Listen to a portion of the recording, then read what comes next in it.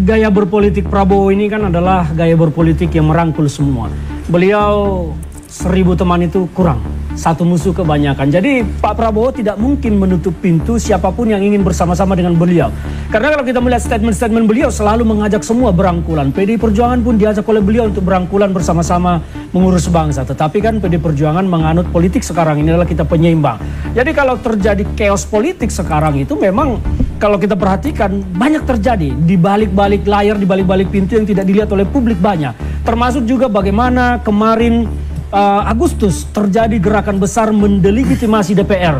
Ini kan semua ada cikal bakal penyebabnya. Salah satunya kalau kita melihat adalah apa yang selalu disampaikan oleh teman-teman kita soal posisi Gibran. Di DPR itu ada bom waktu yang siap meledak kapan saja soal pemakzulan Gibran. Ada surat pemakzulan di sana, ada sekarang soal ijazah yang berproses di pengadilan. Dan ini tentu membuat Pak Jokowi tidak nyaman dengan generasi politiknya. Dan sehingga kalau kemarin terjadi gerakan besar mendelegitimasi DPR yang ricu di mana-mana, ada rumah-rumah anggota DPR yang dijarah, kita melihat ini semua ada kaitannya. Jadi chaos politik itu terjadi karena ada sumbunya. Sumbunya apa? Kenapa DPR didelegitimasi? DPR inilah yang berpotensi memakzulkan Gibran. Maka ada gerakan politik untuk membuat mereka tidak lagi dipercaya publik.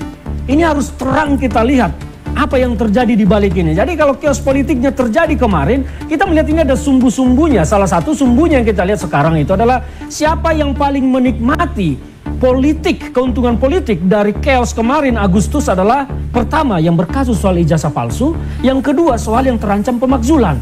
Ini ada benang politiknya semua, benang merahnya kalau kita mau hubung-hubungkan. Tapi apakah mereka dalang di balik itu semua? Tidak ada yang tahu. Karena pemerintah sampai sekarang belum juga membentuk tim independen untuk menyelidiki ini. Tapi tergantung. Jadi kalau pertanyaan tadi chaos politik, ya chaos politik itu di atas sudah terjadi. Seperti yang disampaikan oleh Bang Slamet tadi, tentu ini membuat Pak Prabowo tidak nyaman. Seolah-olah dirinya dikunci oleh Jokowi. Kalau pertanyaannya contohnya kalau Pak Prabowo tiba-tiba kesal, emang Jokowi siapa sih kunci-kunci gue 2029 harus sama Gibran?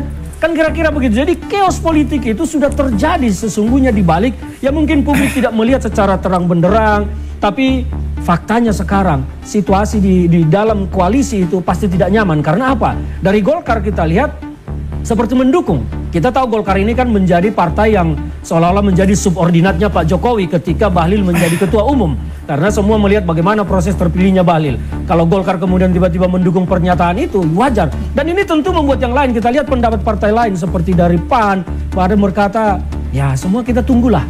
Belum tentu. Dari PKB juga begitu, Pak Caimin juga berkomentar. Artinya chaos politik telah terjadi. Mungkin di depan publik penyampaiannya halus, tapi di belakang layar, di balik pintu mungkin sudah sambil nendang meja. Apa sih ini orang ngomong begitu? Kita tidak tahu. Jadi chaos politik sudah terjadi karena Jokowi dan kerakusan politik. Di Koalisi Indonesia Maju jangan justru yang menjadi gontok-gontokan. Kita ingin pemerintahan ini sukses menyelesaikan misinya yang tertuang dalam visi misi Pak Prabowo. Karena bagi kami juga di PDI Perjuangan melihat visi misi itu bagus.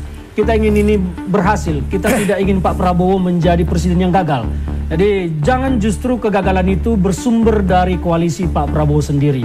Kita ingin negara ini keluar dari masalah yang diwariskan oleh Pak Jokowi. Dan saya berharap, kami berharap agar elit-elit bangsa ini bisa memberikan kontribusi dan jangan hanya memikirkan perut politiknya saja seperti yang dilakukan oleh Pak Jokowi.